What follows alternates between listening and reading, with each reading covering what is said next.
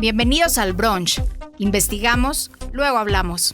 Una producción de Mexicanos contra la Corrupción y la Impunidad. ¿No tuviste tiempo de leer las noticias más importantes sobre corrupción e impunidad? No te preocupes. En este podcast te contamos en pocos minutos todo lo que debes saber para mantenerte en la conversación y estar bien informado. Soy Lucía Vergara, integrante de Mexicanos contra la Corrupción. Y hoy, sábado 7 de marzo, te cuento lo más importante de la semana.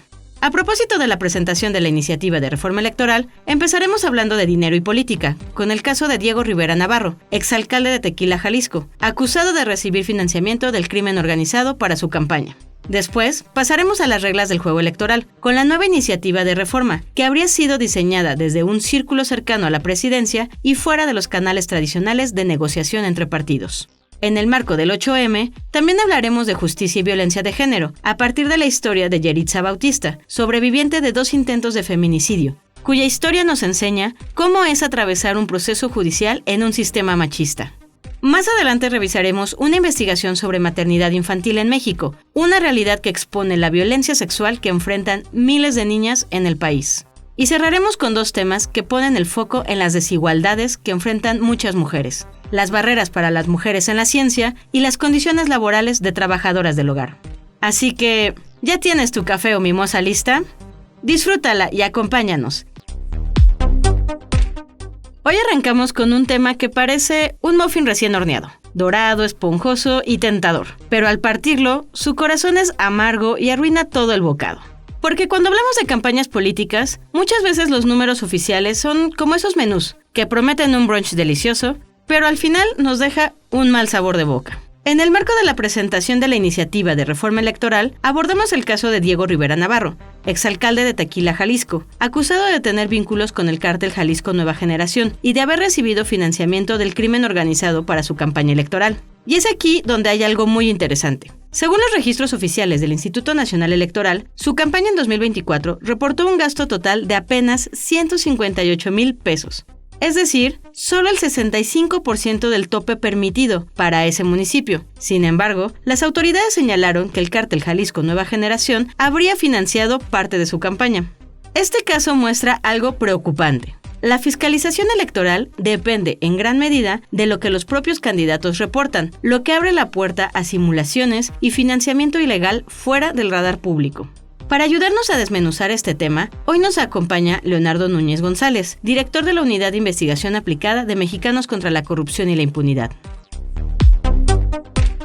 Probablemente el mayor problema de la democracia electoral y que no es atendido por la reforma electoral de la presidenta Claudia Sheinbaum es el dinero ilegal en las campañas políticas. Y como muestra de ello, revisamos en este caso el episodio de la campaña de Diego Rivera, el exalcalde de Tequila, Jalisco, que actualmente se encuentra detenido por sus vínculos con el crimen organizado, en particular con el cártel Jalisco Nueva Generación y el financiamiento de su campaña. De acuerdo con los datos oficiales que el propio candidato presentó ante el INE, su campaña solamente costó 158,000 pesos. Este es un dato que contrasta profundamente con la realidad y tenemos varios puntos para identificar por qué este dato es inverosímil. Primero, el señalamiento de que se prometió un pago de 40 millones de pesos del presupuesto del municipio para el cártel Jalisco Nueva Generación. Si la campaña costó 158,000 pesos y se exige un pago de 40 millones de pesos, la diferencia entre estas dos cifras es de 252 veces. Es inverosímil, además, porque cuando se dio la campaña, hubo reportes específicos de que se estaba pagando a 500 pesos el voto. Con eso, solo se hubieran podido pagar 360 votos, cuando el candidato obtuvo más de 7,000 para ganar la elección. Pero el problema no se detiene ahí. En los pocos datos que había en los reportes del INE sobre cómo se gastaron esos 158,000 pesos, también aparecían irregularidades. Probablemente el tema principal es que, en los gastos, la única empresa contratada en la campaña de Diego Rivera fue Marketing Global Jolidin, una empresa que tenía a una funcionaria que había sido señalada como parte de otra red de contratistas en el municipio de El Salto, en Jalisco, un municipio vecino a Juanacatlán, donde también vivía y trabajó Diego Rivera.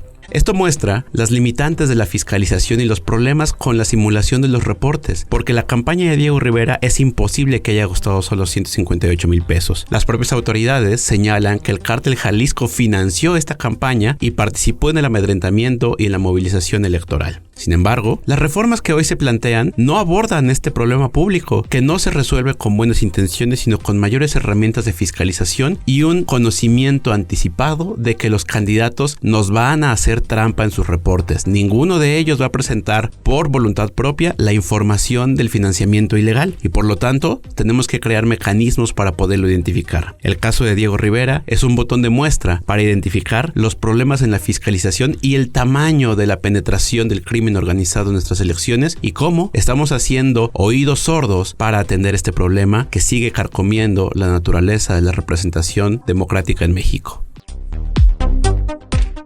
Leonardo, muchas gracias por ayudarnos a poner estos números sobre la mesa, porque si algo queda claro es que cuando hablamos de dinero en campañas, muchas veces vemos solo la cuenta, pero no todo el desayuno político completo. Y justo hablando de las reglas del juego político, pasamos al siguiente tema. La iniciativa de reforma electoral habría sido diseñada por un círculo reducido cercano a la presidencia, por lo que podría beneficiar principalmente al partido en el poder, reforzando su presencia en el Congreso. Para analizar qué implica esta iniciativa y hacia dónde podría llevar al sistema electoral mexicano, nos acompaña María Amparo Casar, presidenta de Mexicanos contra la Corrupción y la Impunidad.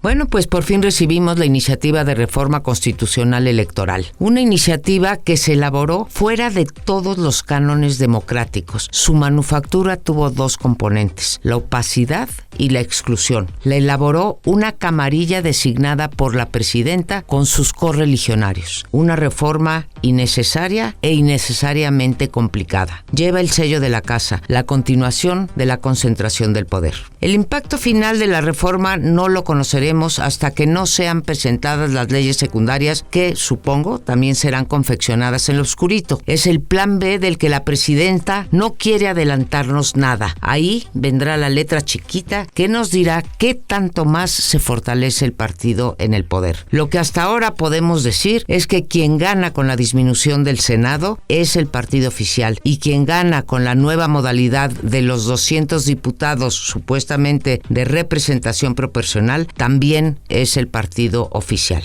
La narrativa de la presidenta, la narrativa oficial, es que 1, se abaratan las elecciones, 2, que se resta poder a las dirigencias y lo recobra el ciudadano, y 3, que habrá más pluralidad. Ninguna de estas 3 cosas se sostiene, todo lo contrario. La narrativa que se desprende de la iniciativa es menor pluralidad, mayores beneficios para el partido mayoritario y el debilitamiento del servicio electoral de carrera. El poder de las cúpulas queda intacto para definir quiénes serán los y las candidatas. Si hubiesen querido lograr ese propósito de darle al ciudadano el poder, la manera natural habría sido obligar a los partidos a hacer las primarias, pero no. La cúpula decidirá quiénes compiten en los 300 distritos electorales, en los primeros 100 de la lista plurinominal y de pasadita también los de la tercera lista. Igualmente, la reducción del tiempo en radio y televisión perjudica a los partidos más pequeños que tendrán menores oportunidades para darse a conocer. La disminución del financiamiento público, 25%, lo que puede provocar es mayor dinero ilícito, dinero que no será reportado al INE y que beneficiará al partido oficial en tanto que éste puede acceder a los recursos públicos. Por su parte, el conteo de los votos será de tal complejidad que se necesitará de mucho expertise y mucho tiempo. Esto se va a traducir en menor certeza y en mayor judicialización de los resultados electorales. Contrario sensu, no nos dice nada de uno de los problemas más grandes y más perniciosos que padece el sistema electoral, la captura primero de los y las candidatas y después de las autoridades electas por parte del crimen organizado.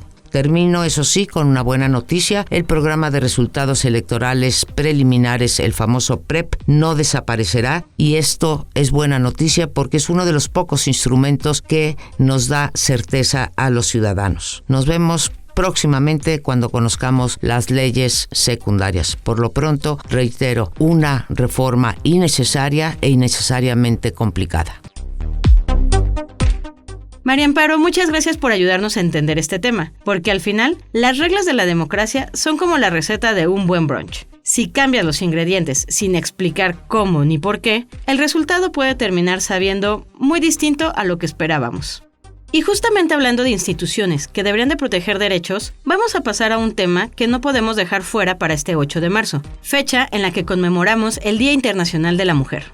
¿Cómo sobrevivir a la violencia y después sobrevivir al sistema de justicia que está diseñado para favorecer a los agresores? Yeritza Bautista sobrevivió a 2 intentos de feminicidio cometidos por su expareja en 2020. Su historia nos muestra lo que es vivir un proceso judicial en medio de un sistema machista. Para hablarnos de esto, hoy nos acompaña la protagonista de esta historia. Yeri, te escuchamos.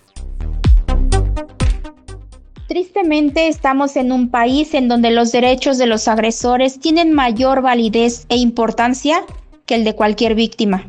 Todo esto deja en la revictimización constante y la tortura institucional interminable a todas las mujeres que decidimos denunciar y enfrentar un proceso penal. Aún cuando la Ley General de Acceso a las Mujeres a una Vida Libre de Violencia dicta la no revictimización como derecho supremo de las víctimas. Sin embargo, estos derechos solamente quedan en papel, son inexistentes e inaplicables en cualquier proceso que nosotras enfrentamos. La revictimización es parte de nuestros procesos. Desde mi historia he decidido seguir luchando, aunque los obstáculos del sistema sean cada vez más grandes. He decidido seguir enfrentándolos al negarles mi silencio, a seguir tomando las calles, a seguir insistiendo en mis audiencias, porque creo fielmente que el sistema está creado de principio a fin para cansar a las víctimas. Las obliga a desistir, las obliga a ya no continuar. Y claro, todo esto porque el cansancio, la ausencia de protocolos de atención médica, de reparación del daño, son ausentes. Y por supuesto, el cansancio y la falta de salud nos alcanza. Y en muchos casos lo ha logrado. Pero justamente entre nosotras, mujeres organizadas, redes de apoyo que hoy sabemos salvan vidas, seguiremos empujando y negándonos al silencio y la indiferencia, no solo del sistema, también de la sociedad. Creo que solo organizadas y juntas podemos hacerle frente a un sistema indolente. Entre nosotras hemos creado protocolos, impulsado iniciativas que ayuden a garantizar el acceso a la justicia y a la no repetición. Hemos creado políticas públicas, compartimos, creamos información, porque nosotras nos aferramos a la memoria, a la dignidad, al amor y a la vida, porque la vida es un derecho supremo. Sin duda no estamos en las mismas condiciones de un sistema que tiene los recursos necesarios y suficientes para dilatar procesos, anular juicios, revocar sentencias. Nosotros hemos encontrado otras formas para hacerle frente al sistema. En mi caso, es no rendirme, es no callarme, porque para ello soy y somos una carpeta más. Para mí, es mi vida la que defiendo. El seguir insistiendo es para hacerle frente al mensaje no dicho que manda el sistema con sus procesos burocráticos y tortuosos. El mensaje que queremos mandar es que el miedo debe cambiar de bando y que la vergüenza no debe de ser mía, ni de las víctimas, ni de las familias. Nosotras no solo enfrentamos un sistema indolente, enfrentamos una sociedad indiferente que señala y juzga. Por esto y más, insistimos en cambiar las narrativas, en aferrarnos a la dignidad, aquella que de muchas formas intentan robarnos. Yo no sé si esto de alguna forma le hace frente a tanta injusticia y a un sistema equilibrado solo de un lado de la balanza, pero sí sé que lo que hacemos no lo dejaremos de hacer, porque la justicia también es terapia y porque deseamos que un día se dejen de contar historias como las nuestras. Yeri, gracias por compartir tu historia y tu fuerza con nosotros. Para muchas mujeres, incluyéndome, eres una inspiración. Escuchar testimonios como el tuyo nos recuerda que detrás de cada expediente hay una vida, una familia y una historia que merece ser escuchada. Y lamentablemente, en México, la violencia contra niñas y mujeres muchas veces empieza mucho antes de que el sistema siquiera llegue a intervenir. Así que vamos a pasar a un tema que también nos obliga a mirar esa realidad de frente. En este brunch hemos hablado de justicia, pero hay historias donde la injusticia empieza demasiado temprano. En México, cada día, 2 niñas menores de 18 años se convierten en madres como consecuencia de violencia sexual cometida por hombres mayores de 40 años. Una investigación publicada en Milenio documenta 3.720 casos ocurridos entre 2020 y 2024. En México se registran alrededor de 25 casos de maternidad infantil al día y en 91.9% de los registros ni siquiera hay información sobre el hombre responsable. En otros casos, niñas son vendidas o entregadas a hombres adultos para contraer matrimonio sin siquiera saber que son víctimas de trata de personas y abuso sexual. Para hablarnos de esta investigación y de lo que revelan estas cifras, hoy nos acompaña Azucena Rangel, periodista, quien junto con Rafael López realizó este trabajo en Milenio. Pues contarles que este reportaje nació a partir de un análisis de datos que hizo mi compañero Rafael López, en donde pues la Secretaría de Salud Federal mostraba que entre 2020 y 2024 se registraron 3.720 nacimientos en los que la madre tenía entre 10 y 17 años y el padre 40 años más. Y pues evidentemente estas son relaciones de abuso, no podemos hablar de una relación de consenso entre una menor de edad y una persona mayor de 40 años. En ese sentido, pues a raíz de estos datos nos decidimos hacer una investigación para entender más allá de las cifras qué es lo que ocurre y por qué se dan estos embarazos entre personas adultas y pues menores. Bueno, en ese sentido, como parte de la estadística, Chiapas es a nivel nacional el estado que cuenta con un mayor número de casos con 423 y nosotros tuvimos la oportunidad de viajar a Chiapas en donde conocimos el caso de Perla, a quien se le cambió el nombre por motivo de seguridad. Ella desde muy joven comenzó a ser víctima de abuso y violaciones por parte de su padre, hasta que pues a los 14 años de edad ella queda embarazada. Ella decide estar en el embarazo porque pues justamente era una población en la que no está normalizado la interrupción del embarazo, pero pues durante todo este tiempo ella se da cuenta de lo que ella vive no es normal y pues decide denunciar, lo que da como resultado que tanto su padre como su madre sean sentenciados justamente por el abuso que ella vivió y pues ella decide no conservar al menor, pues justamente no porque le recordaba toda esta violencia que ella había vivido. En este sentido nos damos cuenta que muchos de estos casos pues pueden ser producto de este tipo de relaciones, ¿no? Relaciones en las que hay abuso desde muy jóvenes y pues lamentablemente las menores terminan embarazadas por relaciones. En esta visita también pudimos hablar con Estela Hernández, quien es presidenta de la Asociación por la Superación de la Mujer. Pues ella nos comentaba que lamentablemente sí, muchas niñas, muchas adolescentes son víctimas de abuso sexual por parte de sus familiares y por parte de conocidos y pues lamentablemente esto termina en embarazos, pero las cifras esto no lo reflejan, solamente reflejan la edad del padre y la edad de la menor, pero no hablan sobre cómo esto es una dinámica de abuso que hace que este tipo de relaciones pues terminen de esta manera. En ese sentido, justamente hablando sobre la diferencia de edad, uno de los casos que más nos llamaron la atención fueron 3 en particular. En San Luis Acatlán Guerrero hay un caso donde una madre tenía 16 y el padre tenía 85, lo cual es una diferencia de 69 años. También hay otro en Tlapa de Comonfort donde la madre tenía 16 y el padre 79, son 63 años de diferencia. Y uno más en Cozumel, Quintana Roo, donde pues la madre tenía 15 y el papá 77, que es una diferencia de 62 años. Algo que nos mencionaban también, incluso pudimos hablar con una psicoterapeuta y ella nos hablaba justamente sobre esta parte de que pues lamentablemente las menores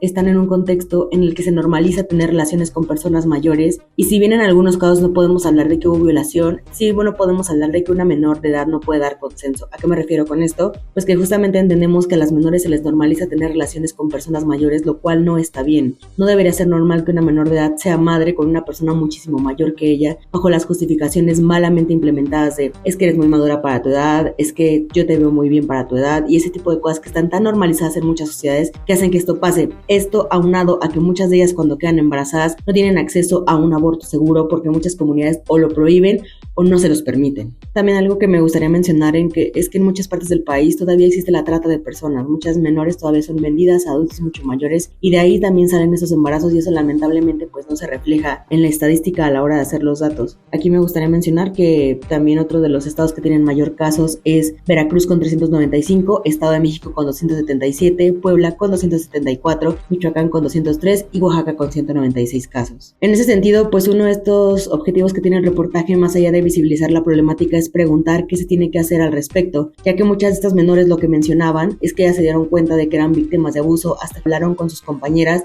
y se dieron cuenta que ellas no pasaban por lo mismo. Aquí nosotros lo que mencionamos y lo que también dicen las autoridades es que es importante hablar de educación sexual, sobre lo que debes o no permitir con tu cuerpo con personas mayores, pero pues también hablar sobre la importancia de la responsabilidad que tienen las instituciones, tanto las escuelas como pues los hospitales. En ese sentido, actualmente ninguna de estas dos instituciones tiene la responsabilidad de hacer un llamado a las autoridades. O sea, sí ellos les llega embarazada una menor de edad y su padre es mayor, ellos no pueden meter una denuncia a menos que la menor lo pida expresamente, y eso creo que es algo que buscamos, que hablábamos, que es un cambio que se debería hacer, que las instituciones educativas, las instituciones de salud deberían involucrarse más, justamente porque eso también podría ayudar a la prevención en este tipo de casos. Tuvimos la oportunidad de platicar con Citlali Hernández, Secretaría de las Mujeres, y pues justamente nos habló sobre pues la importancia que tiene pues que todas las instituciones se involucren y reconocer que cualquier embarazo infantil con una persona mayor de edad es producto de un abuso sexual, y eso no se tiene por qué normalizar de ninguna manera. Pues espero que puedan leer el reportaje completo en milenio.com. Muchísimas gracias. Azucena, muchas gracias por compartir esta realidad. Si algo muestran estas historias es que la violencia de género no es un caso aislado, es un problema estructural que atraviesa familias, instituciones y comunidades. Pero también hay otros espacios donde las mujeres enfrentan barreras profundas, y uno de ellos, quizá menos visible, es el mundo de la ciencia. Si la ciencia fuera un brunch, podríamos decir que todavía hay muchas mesas donde las mujeres no están sentadas en igualdad de condiciones. Aunque en México más del 50% del alumnado universitario son mujeres, cuando miramos las áreas de ciencia, tecnología, ingeniería y matemáticas, ahí la presencia femenina sigue siendo mucho menor. Y para quienes logran entrar, el camino suele estar lleno de precariedad laboral, discriminación y falta de apoyo institucional. El periodista Arturo Barba, experto en ciencia, realizó un análisis que documenta los desafíos que enfrentan las mujeres en la ciencia mexicana. Te escuchamos, Arturo. Nuestro país es uno de los más atrasados del mundo en la incorporación de mujeres en las actividades científicas y tecnológicas. Solo el 34% de la comunidad científica mexicana está compuesta por mujeres, lo que ubica a nuestro país en el lugar 20 de 22 naciones en Iberoamérica. Pero cuando se trata de las áreas STEM, por las siglas en inglés de ciencia, tecnología, ingenierías y matemáticas, el porcentaje de mujeres retrocede aún más. Por ejemplo, de acuerdo con cifras del Sistema Nacional de Investigadoras e investigadores que aglutina a las y los científicos del país, en los campos de las ingenierías y el desarrollo tecnológico, la presencia de las mujeres es de solo el 21.7%, y en físico-matemáticas y ciencias de la Tierra del 24%. La escasa presencia de mujeres en las ciencias es un problema sistémico que tiene décadas e incluso siglos. Las adversidades que enfrentan las mujeres son mucho mayores que los hombres y son generalizadas, pero los mayores desafíos es la precariedad laboral, la falta de empleo y la falta de apoyos para compaginar adecuadamente la maternidad y el cuidado de la familia con su carrera científica. Cuando las mujeres mexicanas deciden formarse y trabajar como investigadoras, toda una compleja red de prejuicios, discriminación y acosos se multiplican, y en las que intervienen diversos factores que van desde sociales, biológicos, psicológicos, hasta académicos e institucionales. Uno de los problemas más trascendentes es que tanto la formación como el inicio de su carrera científica, las mujeres compaginan con la constitución de una familia y el cuidado de hijas e hijos. Como todos sabemos, tanto el embarazo como la crianza son responsabilidades mayormente femeninas, y las científicas tienen que asumir estas tareas al mismo tiempo que deben cumplir con la productividad del trabajo de investigación. Sin embargo, sin importar esta doble o triple carga de trabajo, su quehacer científico se evalúa y se financia con base en los mismos criterios y rigurosidad que el de los hombres. En México, a diferencia de otros países, no se diseñan políticas institucionales que permitan a las investigadoras combinar de forma paralela la maternidad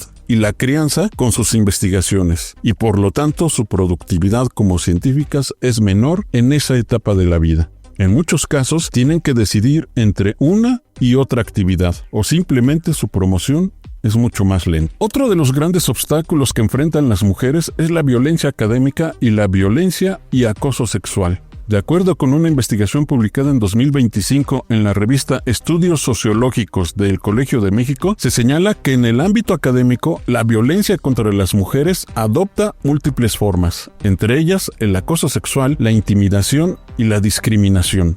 Esto se suma al abuso de autoridad, la tolerancia del maltrato en espacios académicos y la falta de apoyo institucional que convergen para generar daños graves en el bienestar de las académicas. Este fenómeno, afirma el estudio, está profundamente enraizado en las instituciones de investigación y educación superior en América Latina y tiene impactos significativos en el bienestar emocional, físico, académico y profesional de quienes lo padecen. Una encuesta realizada en 2024 por el Sindicato de Cátedras CONACYT, conformado por científicas y científicos mexicanos, llevada a cabo entre 546 investigadores, entre ellas 246 del sexo femenino, indica que el 60% de las mujeres ha sufrido algún tipo de acoso o conflicto laboral y el 90.1% algún tipo de acoso o violencia sexual por parte de sus colegas académicos. Lo cierto es que en México carece de políticas públicas de gran calado para impulsar la equidad de género en la ciencia.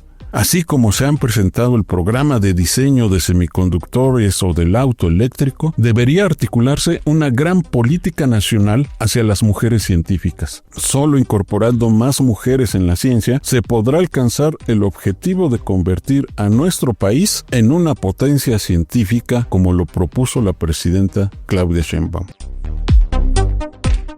Arturo, muchas gracias por ayudarnos a entender este tema. Porque cuando hablamos de ciencia, solemos pensar en laboratorios, tecnología o innovación, pero pocas veces pensamos en algo tan básico como si quienes hacen ciencia tienen condiciones dignas para trabajar. Y hablando precisamente de trabajo digno, llegamos al último tema de este brunch, la dignidad en el trabajo cotidiano. En México, durante décadas, uno de los trabajos más invisibilizados ha sido el trabajo del hogar. Para enfrentar esta realidad, el Centro de Apoyo y Capacitación para Empleadas del Hogar, CACE, presentó recientemente una herramienta llamada Dignómetro. Se trata de una escala diseñada para medir las condiciones laborales de las trabajadoras del hogar, evaluando aspectos como dignidad, derechos laborales, bienestar y niveles de violencia en el trabajo. De esta iniciativa nos hablará Marcelina Bautista, fundadora de CACE Nacional. Adelante, Marcelina. El dignómetro nace de una realidad que durante muchos años fue invisibilizada, las condiciones laborales en el trabajo del hogar. Durante décadas, el trabajo del hogar fue visto como ayuda, como apoyo, como algo informal, pero no es ayuda, es trabajo y como todo trabajo debe garantizarse derechos. Desde CACE Nacional se identificó la necesidad de crear una herramienta clara, sencilla y pedagógica que permitiera medir las condiciones reales en las que trabajan las personas trabajadoras del hogar en México. Así surge el dignómetro. Se llama dignómetro y no violentómetro porque el objetivo no es únicamente señalar la violencia. El propósito es poner al centro la dignidad. No basta con que no haya golpes, el estándar debe ser el trabajo plenamente digno, contrato, salario justo, seguridad social, descanso y respeto. El dignómetro establece 4 niveles. El primer nivel es el trabajo plenamente digno. Contrato por escrito, inscripción al IMSS, pago puntual y salario justo, así como aguinaldo, vacaciones, días de descanso, herramientas adecuadas para realizar el trabajo, comunicación sin humillaciones y condiciones seguras. Este es el mínimo legal y humano. El segundo nivel es el trabajo parcialmente digno. Existe trato respetuoso o pago puntual, pero faltan derechos fundamentales como la seguridad social o las prestaciones. Es una situación desigual que no debe normalizarse. El tercer nivel es el trabajo con riesgos y violencias. Aquí aparecen descuentos injustos, cambios de tareas sin consultas, gritos, discriminación, violencia, vigilando constantemente, acusaciones sin argumentos. Esto ya es violencia laboral y no debe normalizarse. El cuarto nivel es el más grave, violencias graves y explotación, golpes, amenazas, acoso sexual, retención de documentos, retención de salarios, aislamiento. La dignidad y la integridad están en riesgo y se requiere apoyo urgente. El dignómetro permite hacer una pregunta directa a la sociedad. ¿En qué nivel está el trabajo del hogar donde se trabaja? El trabajo del hogar es trabajo. Es una relación laboral que implica obligaciones legales y responsabilidad ética. Marcelina, muchas gracias por acompañarnos, porque si algo nos deja claro este tema, es que la dignidad laboral también se construye todos los días, casa por casa y derecho por derecho. Y con todos estos temas terminamos por hoy. No olvides compartirlo y seguirnos en todas nuestras redes sociales para mantenerte informado y sumarte al combate a la corrupción y la impunidad. Hasta el próximo brunch. Esto fue El Brunch. Investigamos, luego hablamos. Producción y dirección, Lucía Vergara. Voz, Verónica Ayala. Guión y difusión, Janine Baquerí. Diseño de portada, Paola Calvo. Una producción de Mexicanos contra la Corrupción y la Impunidad.